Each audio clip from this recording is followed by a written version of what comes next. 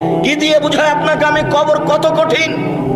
রাসূল সাল্লাল্লাহু আলাইহি ওয়াসাল্লাম বলেন, যখন তাকে কবরে জিজ্ঞাসা করা হবে দ্বীন সম্পর্কে, মুহাম্মদ সাল্লাল্লাহু আলাইহি সাল্লাম সম্পর্কে, ইসলাম সম্পর্কে, সে যদি উত্তর দিতে না পারে, ইয়াজরিবু জারবাতান, এত জোরে তাকে ফেরেশতা মারবেন, ইয়াসিহু সাইহাতান, সে বাপরে মারে করে চিৎকার করবে, ইয়াসমাউ মা বাইনাল মাশরিক ওয়াল মাগরিব ইল্লা সাকালাইন, সারা পৃথিবীর জীবজন্তু, কীট পতঙ্গ, পদার্থ, জড় পদার্থ সব কিছু তার চিৎকার শুনতে পাবে, মানুষ আর জিন শুনতে পাবে না।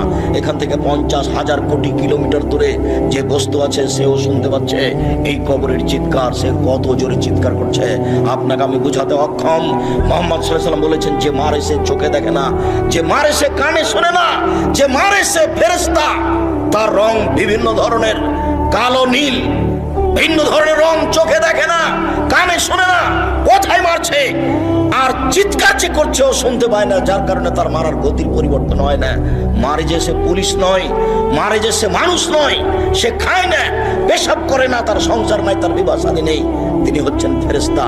প্রথম বাড়িও যেমন, শেষ বাড়িও তেমন, এইভাবে তাকে মারতে থাকবে বিচারের দিন পর্যন্ত।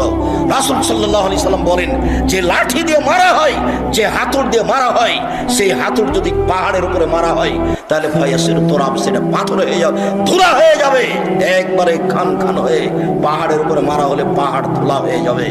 যেই হাতুড় দিয়ে মারা হয়, সেই হাতুড়টা যদি পাহাড়কে মারা হয় তাহলে পাহাড় ধুলা হয়ে যাবে। মুহাম্মদ সাল্লাল্লাহু আলাইহি সাল্লাম এইভাবে বলেন। কি দিয়ে বুঝায় আপনাকে আমি কবর কত কঠিন? এখানে চিৎকার করছে, তার কণ্ঠ, তার শব্দ শুনতে পাচ্ছে 50,000 কোটি কিলোমিটার দূরে।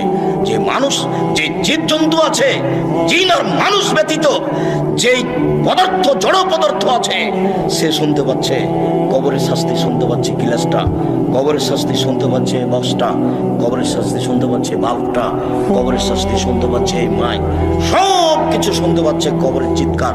কিন্তু মানুষ এবং জিন শুনতে পায় না, শুনতে পাইলে সে বাঁচত না। আপনাকে আমি বুঝাতে পারি কবর কি জিনিস। রাসূল সাল্লাল্লাহু আলাইহি সাল্লাম দিন রাত কবরের শাস্তি থেকে বাঁচতে চাইতেন। যখনই তিনি জানাজায় দাঁড়াতেন, তখন লোকটার জন্য কবরের শাস্তি থেকে আল্লাহর কাছে বাঁচতে চাইতেন, আল্লাহ তুমি তাকে কবরের শাস্তি থেকে বাঁচাও।